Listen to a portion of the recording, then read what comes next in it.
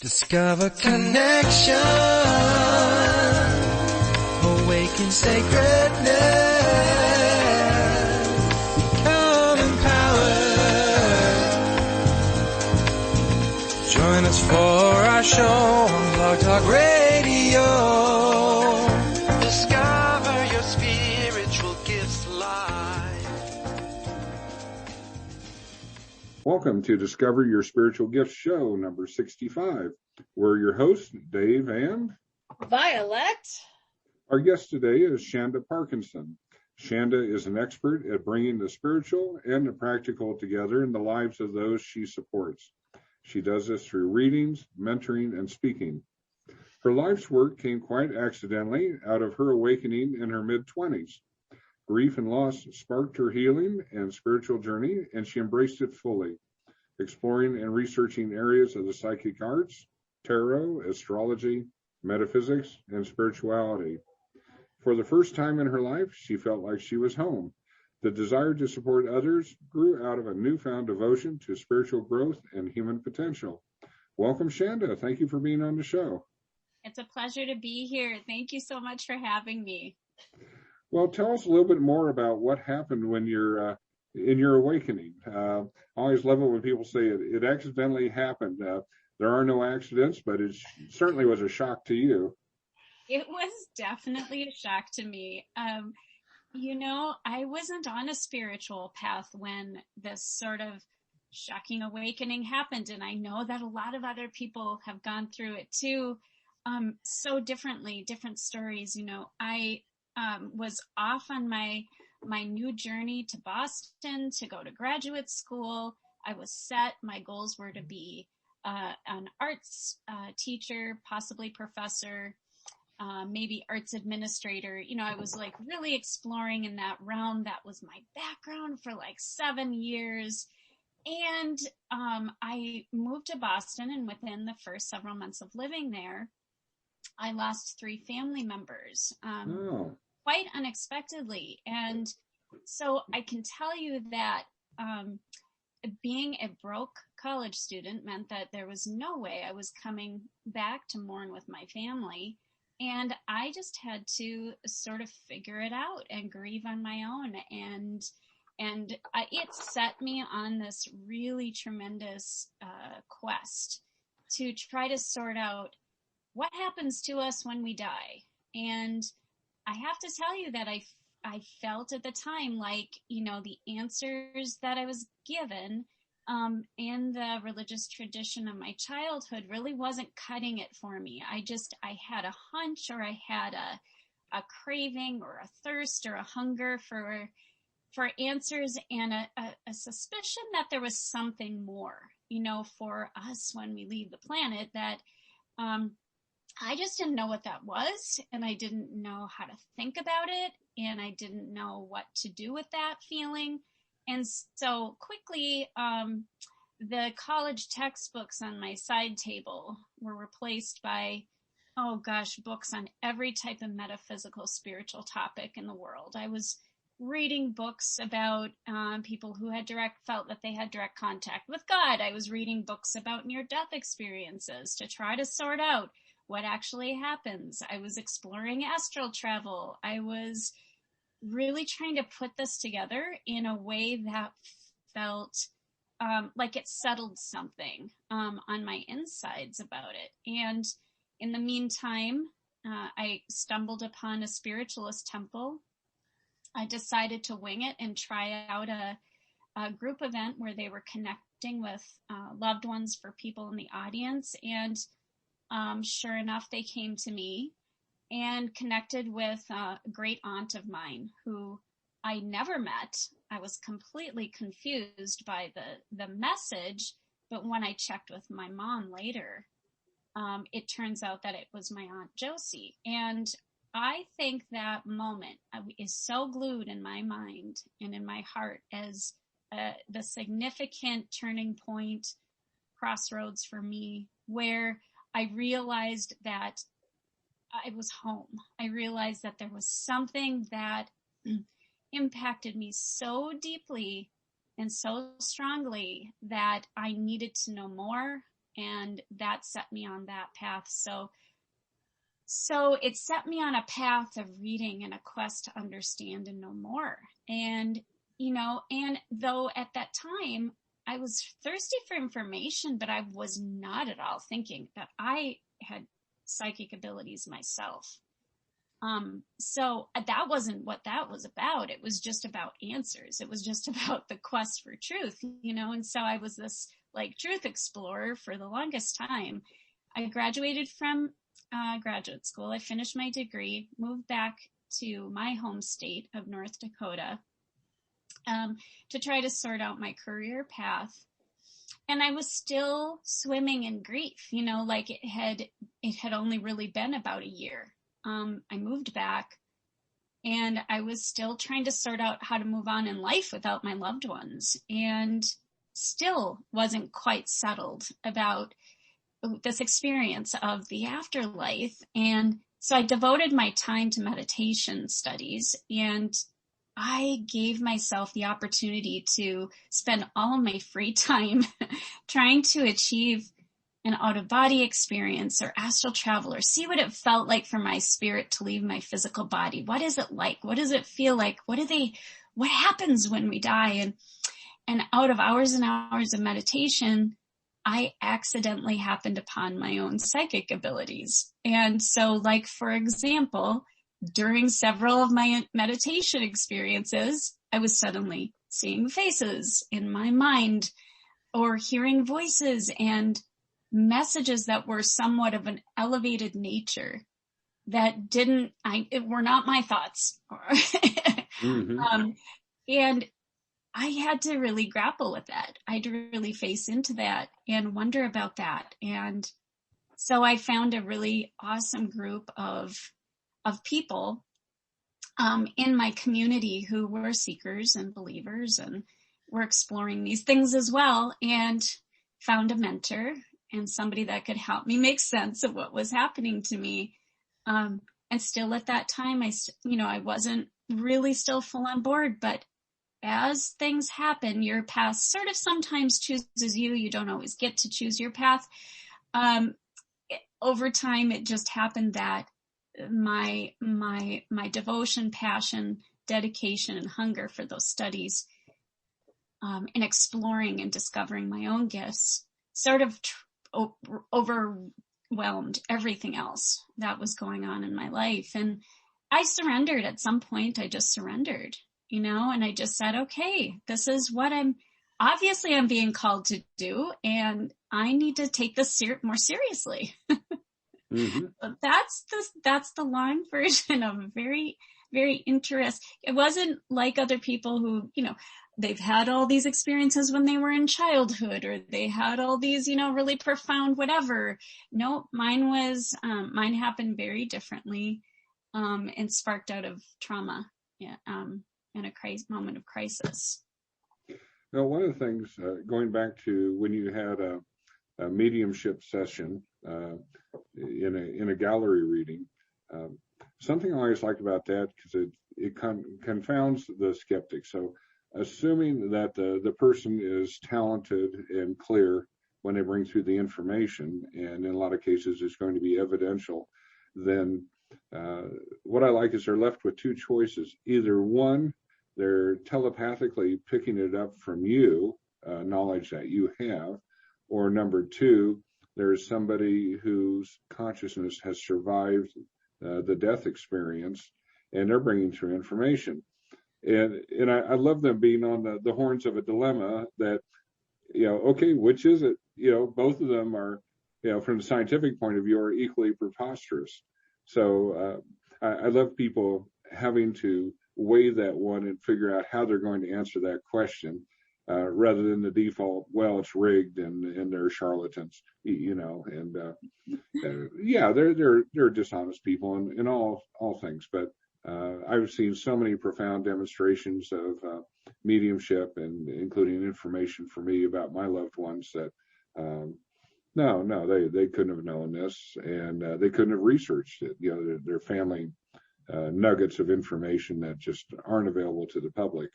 And So I love that as being a way that sort of kicked you off on this. Well, It probably happens for other people.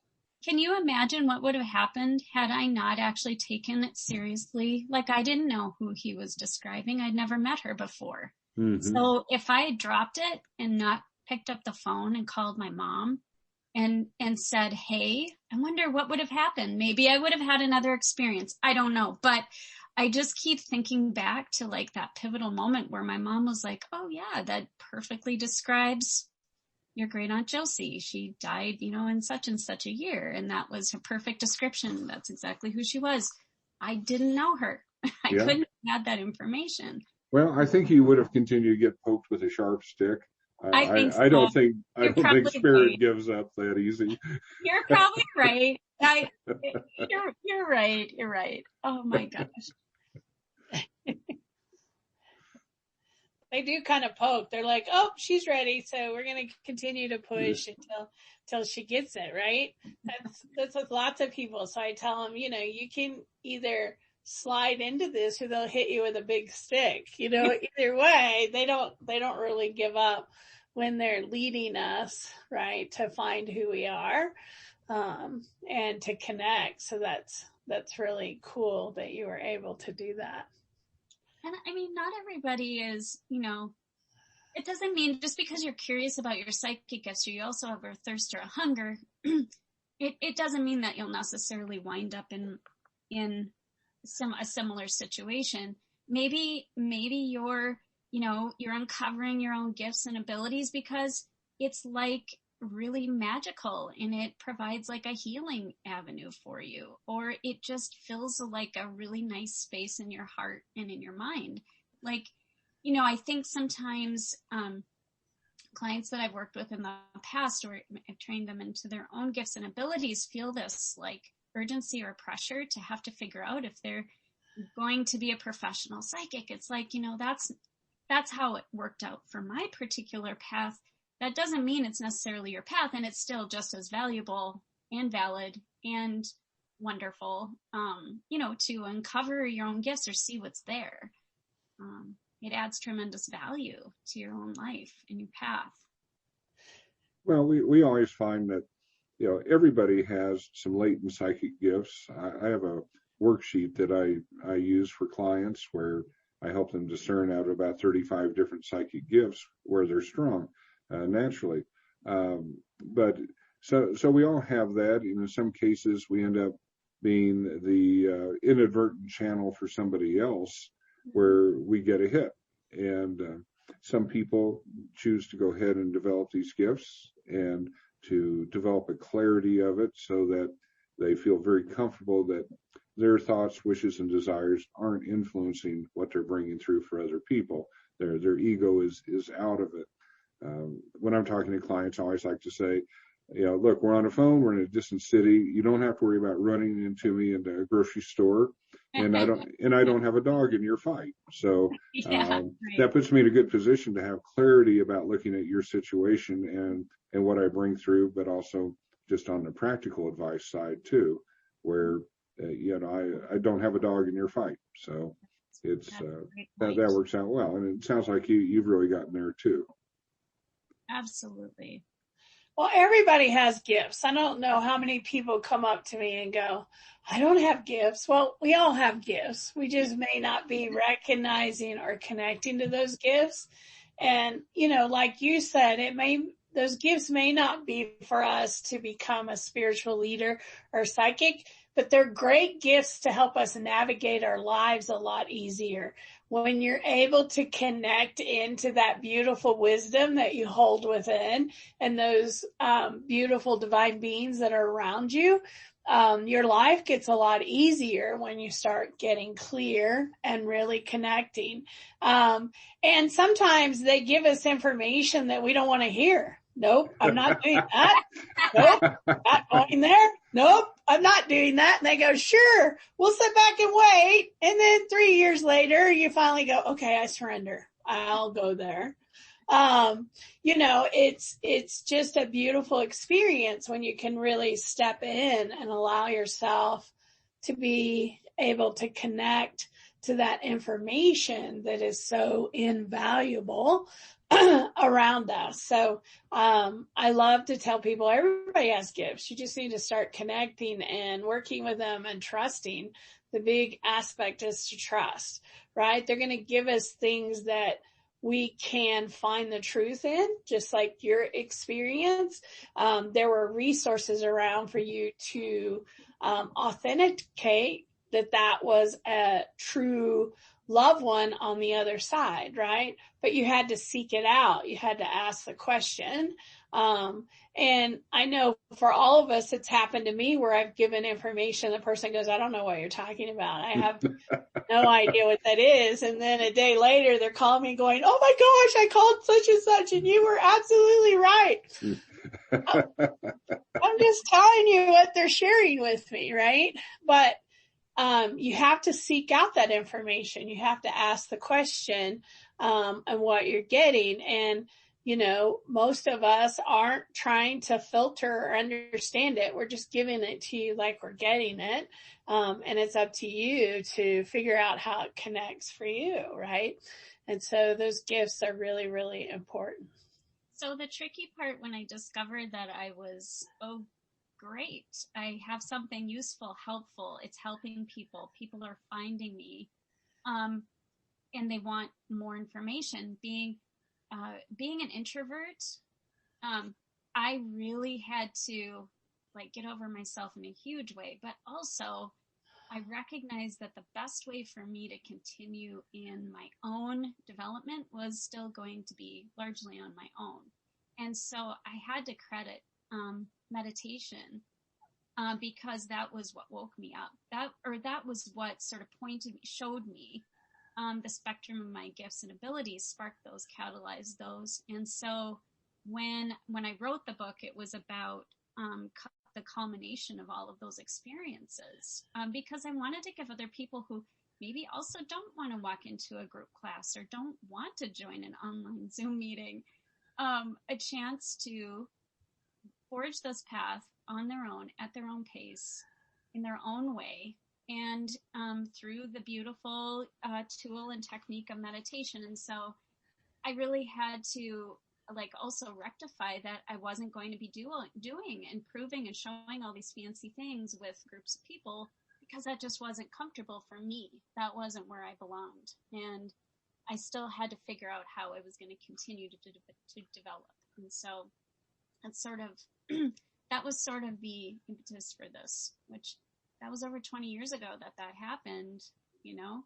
And so this is a long collection of experiences kind of refined into one little sort of handbook or book. I love that you selected meditation. What I find in most people is they're afraid. They can't meditate. Their mind's too busy. They can't quieten it down. They don't know how to meditate. You know, we have all those battles with people when we talk about, this need to meditate. So what do you share with people on how they get over some of those blocks or obstacles or resistance that they have? Absolutely. Oh my gosh. Well, I'm not let go of perfectionism, number one. This isn't a process of perfection. It's not a practice of perfection. It's a practice of experimentation and exploration, surrender and trust. And so meditation, like the kind where you sit quietly for hours at a time, isn't for everyone. And so there's lots of ways to meditate. I meditate 5 or 6 different ways. I meditate over a sink full of dishes. I meditate just sitting and listening to drumming music. I meditate on a walk with my dog in the woods. There are so many different ways to get into that state where you're able to move yourself into a more aligned space to receive. It's like, what can you do to create the right conditions for Spirit's guidance to come through you, information, what you're looking for, insights, impressions, feelings, whatever to come to you. It's creating the right conditions. And for you, it might not be sitting for, long periods of time in silence. It might need to be that you're moving in yoga poses with some light music in the background and breathing. breathing can be a meditation, and they don't need to be long. They can be 5 minutes, 10 minutes. It's just about really deciphering what meditation methods are going to work for you. And the reason why meditation is because, like I stated, it actually slows your body down and your mind down enough for you to enter into that space, optimal space of receiving. And so the rest can happen from there. Your job is just to get yourself into that right space. But practice and experiment and try lots and lots of different things until you will find your groove. But there are some days I cannot sit quietly. It's just not happening. I got to move my body, but it's still meditating. I love that. So what is the title of your book for people that are looking for it? It's called Meditations for Psychic Development, Practical Exercises to Awaken Your Sixth Sense. I love that. So what types of, is it exercises? Is it reading through? Is it technique? What does the book offer us in it? Because I know it's a book. A lot of times people will record guided meditations so that you have that. See, and then I have a phone ring here in the background. But what does the book offer that you have? So the book actually breaks it down, and it starts with the clairs, deciphering which clair you are. It is one part guidance book, information, and one part handbook. And so at the end of each chapter, you're given questions, journal prompts, and most of the chapters have a meditation at the end. And yes, I don't have the audio recordings ready yet, but that is going to be coming very soon. The meditations will be audio recorded. One tip is to actually go through the book and then record the meditations on your own. Once you get to the point where you've listened to the meditations yourself a couple of times, you should be able to do them on your own and just guide yourself through the process with a little music. And so that's what I encourage people to do. And so because the prompts are there at the end, then the step is to, of course, reflect. What happened during meditation? What did I see, sense, feel? What happened? Anything significant? If not, that's fine too. Come back to it another time. But it's actually designed to lead you through a process that's sort of very sequential, as sequential as it can possibly be, with the right foundations in place. And so grounding comes first, protection comes next. So I really encourage people follow the steps, follow the book through, to get into the more exciting things where you get to explore a past lifetime through meditation, tap into your own intuition, also interpreting psychic messages and spirit guides, and then also connecting with your loved ones that are crossed over. Yeah, so there's like the second part of the book is like for the person who has really patiently and diligently worked through the first part, which has set the tone for and the foundation for going much further and much deeper. I love that. We're going to have to get those books in for people to pick up, because I get lots of people in here that are like, I don't know how to meditate. I don't know. I can't quiet my mind to meditate. So I love having tools that we can offer them that help them kind of step in. And most people that come to discover your spiritual gifts are exploring their gifts. They've just started noticing that they have gifts, or they're curious. And so we have a lot of people coming and seeking and exploring what's next for them. So it's a great tool to be able to offer those individuals to be able to do that. So I really want to be able to offer that in the center and have that, so we can have that for our customers and clients and students. Well, we're going to take a brief break here for information about Discover Your Spiritual Gifts and the store and what we have to offer. We'll be right back. Hi, I'm Violet Rain, Master and Teacher of Angelic Reiki at Discover Your Spiritual Gifts. If you love angels, if you resonate with angels, or you're just interested in learning more about angels, most people really want to consider Angelic Reiki. But you know, Angelic Reiki is more than just working with the angels and learning a new healing modality. It's about ascension. And when you step into Angelic Reiki, you're not only working with angels, but you're working with ascended masters and galactic healers. The angelic kingdom of light, which includes all of those, steps in and helps you be able to hold more light. And what I have found along this journey is it expands your ability to be able to hold light, which raises your frequency, which accelerates your ascension process. So the individuals that step onto Angelic Reiki are really ready to step onto their spiritual path, learn more about angels, ascended masters, galactic healers, learn possibly a new healing modality that they'll use in their life,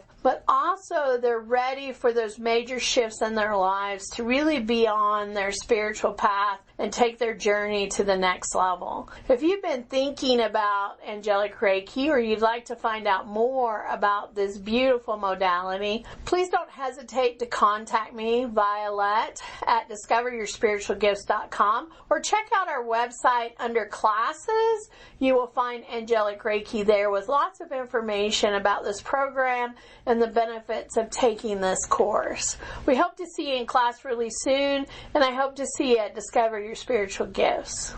Well, welcome back to Discover Your Spiritual Gifts. We have our guest today, Chanda Parkinson, and Chanda is so gifted in so many things, and she's talking about how you too can develop what you're interested in your gifts. So we'll continue with Chanda. So we've been talking about meditation and how that's a pathway. I certainly agree with that. That's what really upped my game after a number of years of doing energy healing. Then I got involved in meditation and guided meditations, and then I found spiritual beings were showing up in my guided meditation and taking my hand and taking me to the spiritual plane. And the coolest form of, I'll say, evidential part of that was, so I go to the spiritual plane, they show me different buildings, take me different places, and then I come across one of Sylvia Browne's books where she talks about her experiences going to the spiritual plane, and she had an artist friend sketch where she visited, and I recognized about 70% of her drawings as places where I'd been. And I thought, wow, this is a really cool way to tie this together. So again, it's one of those things, how do you explain it? It's either telepathy or we had a joint experience and we both went to the same place that is objectively real. I love that. That's so pretty cool. cool, right? To be able to do that. I noticed on your website there's a reading out there that you do that I would love to find out more about, and that's the star. I forget what it's called. Something, your star. Yeah, the past life star chart reading. And so my other hat is as an astrologist, and I'm really big into spiritual astrology, esoteric astrology, and evolutionary astrology. But the star chart itself taps into your evolutionary path. And so what it really explores is it reveals likely your most recent past lifetime through your chart. So, I did a training this last year. I learned how to do this, and it's blowing my mind. The feedback that I'm getting from people about how incredibly accurate. So as an example, I extracted my own stories, practice during the class. I've been doing astrology with natal charts for years, hadn't really thought about necessarily as much of the past life aspect. And I discovered that likely in my most recent past life, I was either persecuted or I literally killed for my spiritual beliefs or my spiritual or religious beliefs. So because of the placements in my chart, there was a huge component around having been some type of either religious or spiritual leader. Okay, so that mirrors my lifetime now. And interestingly enough, I had to keep moving to hide and escape persecution. And in the past 12 years, I've moved 6 times. And I have a family of 5. There's 5 of us. And so the repetitive pattern that came into my current lifetime from my past, not knowing why, but I guess I have to move and I have to keep moving. And now that I have this information, it's like, wow, I can finally settle myself down. I'm safe. And so I have to keep telling myself I'm safe. What I believe and what I believe, I don't need to worry about. And what I teach, I don't need to be worried about being killed or hunted down for those beliefs, because that stems from that lifetime. So yeah, it took me 48 years to get there, but we got there. And now I understand why I've always felt like I had to be on the move. So that's just an example. That's pretty awesome. That's awesome that you can find that in an astrology chart. I never knew that you could locate that type of information.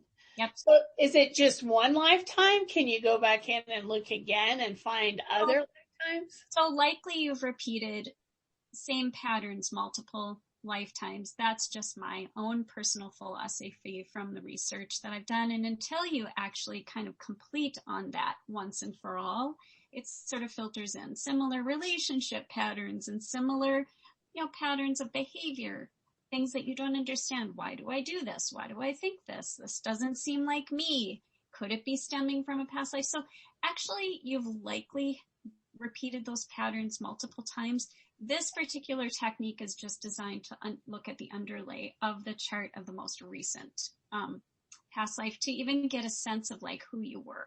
So like the fact that I could see myself being some type of, based on the placements of the planets, some type of religious or spiritual leader, it could have been multiple lifetimes, absolutely, but it's definitely just the underlay of the chart of the most recent. Yep. And so then of course psychic gifts play into that reading as well. So like I can intuit or receive psychically information about that past life. As I'm firming up some of the planetary information, it's like I'm filling in the gaps here in my inner vision, like, oh my gosh, now I see it was a parental issue, or they have father issues, or, oh my gosh, they were suppressed, and of course, because we're here to kind of heal and evolve and grow through those and break ties with those lessons. Sometimes it's a little intense, like it's not super fluffy information. It's like sometimes it's a bit intense, but I kind of like that because it's like, let's dig in and get there. Like, what am I really dealing with? I am dealing with feelings of a lack of safety in this lifetime because of my professional choices and because of what I do and who I am. And so that has repetitively surfaced subconsciously. So let's work on it. Let's figure out how we can keep telling myself through affirmations and keep reminding myself I'm safe. I can believe what I want to believe. I'm helping people, So yeah. Well, I thought it was fascinating because I also saw through astrology, you can figure out gifts, what people's gifts are. I think I read that as well. And I've always thought of astrology as houses, and there's information in those houses. So you can tell how much I know about astrology. I've had people do my charts and I walk away and I go, I still don't know anything about myself or astrology, but I find it fascinating that people get into that. And I'm sure Dave knows a whole lot more than I do about astrology. I know I'm Capricorn. That's it. That's all I know. So how do you find out what people's strengths and their gifts can be through the charts? Oh, it's fascinating and super fun. Because planets like Pluto, Neptune, your moon, and some of the aspects that they throw with each other, which are just dances that they're doing. Like you have a oh gosh, you have a Jupiter trine Sun aspect. That's going to tell us a great deal about very positive, expansive mind, really powerful abilities. You have planets in your 12th house of dreams, intuition, tapping into other realms. Oh my gosh, you're going to have some type of intuitive or psychic gifts. Yeah, Cancer, Pisces, the water signs, Scorpio. Those are really potent astrological signs for having some type of really strong intuition or psychic gifts. But it's the whole chart, and so putting the whole story together through somebody's chart, accessing the spiritual versus just the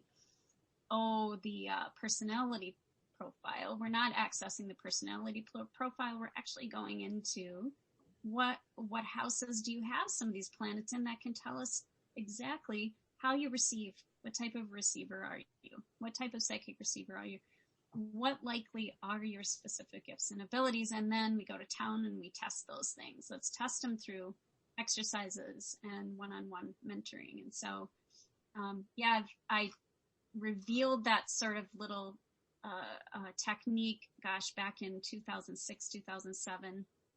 I'd been into astrology studies for several years at that point, and I just knew that was one way that I could use astrology to help people. So, yeah, that's been a really, really fun exploration. I don't really do a whole lot with natal chart astrology anymore. Just your personality and your but people love it still, learning about themselves through that tool. How can these planetary energies tell us so much about ourselves? It's just really, it's really fun and interesting. And really constant exploration. Yeah, for sure. I love that. And I know Dave checks out what's happening in his chart at different times to see what's happening. Mm-hmm. Because I've heard you talk about that. I want to go and see, where things have shifted in my chart today and where the planets are sitting and how that's affecting. So I've never done that. So I love that people get excited, and I hand them my chart and they get all excited and they start talking a foreign language and I don't know what they're talking about. One of the ways that I use it is, I've had some just fantastic, remarkable, astounding spiritual experiences, the type where you want to look for evidential support for it. And so on some of these, what I've done is gone to one or two astrologers who I know, and I have them do a chart on that particular event as if it was a natal chart for the location, date, and time.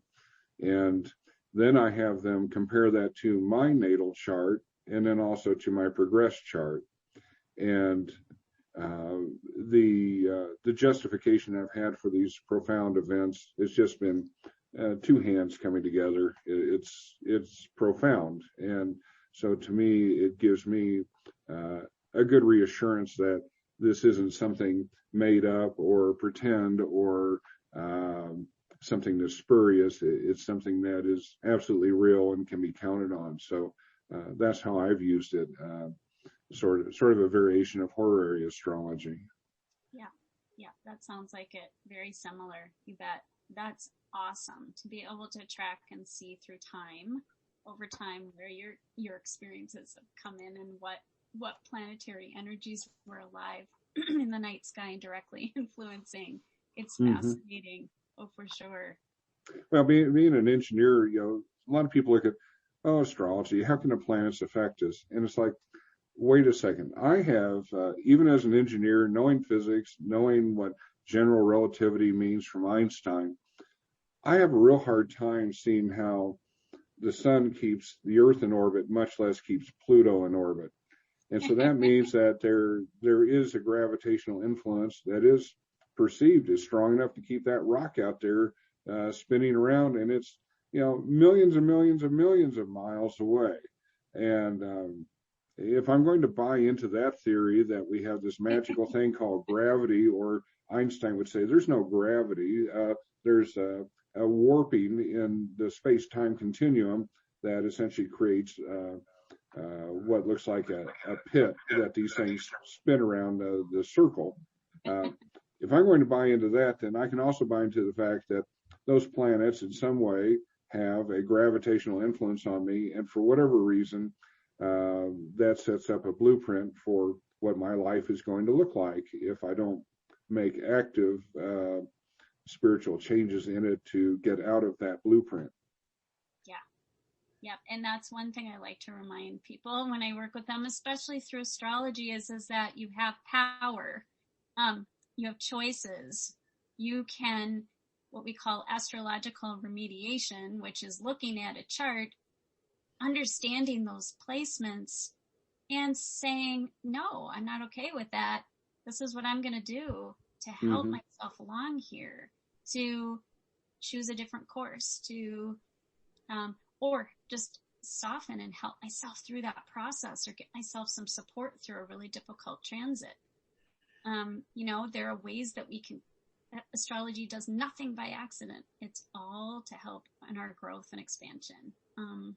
It's all for support and help. And if we utilize that and harness those energies, that's where the power is. And so I always remind people, you have the power. You just need to turn it on. When you learn about these things, you can learn how to also navigate them beautifully and use them to your advantage. So that's also a great reminder. No, absolutely.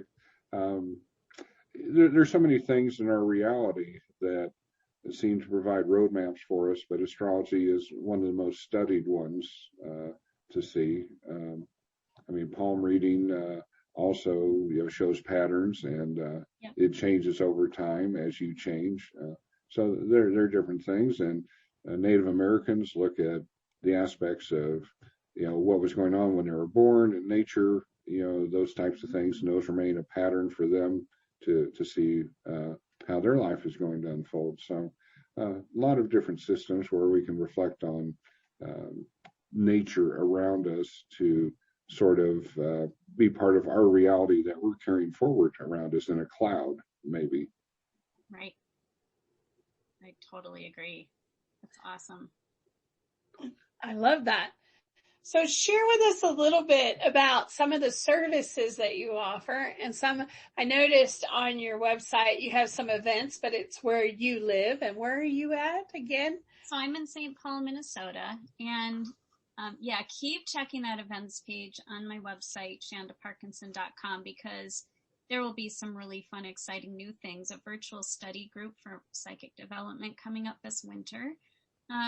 But right now with the book launch, most of my events have been book related. But yes, other services that I provide, ongoing readings. You can have a psychic reading and set that up. Also, an astrology reading to explore what your spiritual gifts are. You can have and explore through a consultation whether or not my psychic boot camp might be a good fit for you if you're really on the cusp of wanting to grow your abilities, whether you're a beginner, whether you're kind of more intermediate or advanced. I work with all levels. So the psychic boot camp is for those who really want to take their gifts to the next level. I also have a soul path consulting program, which is really designed to be kind of a spiritual guide and mentor through kind of improving certain areas of your life and your spiritual path. And then I have the astrology services as well. And like you said, the star path reading. There's also a soul path reading. There's oodles of distance tarot reading opportunities. There's a lot. There's a lot. I can't even put it all out there, but there's a lot to choose from. And there's also free things on my website, such as press and blogs and things that you can enjoy on your own time. Yeah. I love that. I love that. Well, I so appreciate you coming and being part of our show today and sharing your journey and some of the things you have done and your experiences. So thanks for taking the time to join us today. I will absolutely get some of your books in the store so that we can peruse those and check those out and recommend those to our community. The one thing I wanted to say is that if people do get my book from listening to this and they reach out to me by email, let me know that they heard me on your show.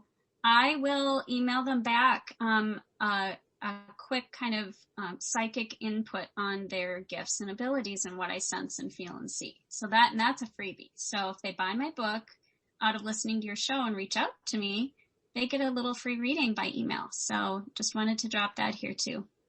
Oh, great. That's awesome. So thank you for that offering, and thanks for hanging out with us this morning. You guys are awesome. It was great to meet you. Thanks for the lively conversation. It was great. Oh, thank you. You take care. Yeah, you too. Hi, my name is Christina Morris. I am the founder and president of Balance and Bliss Energy Healing. I'm a medical intuitive and high vibrational healer.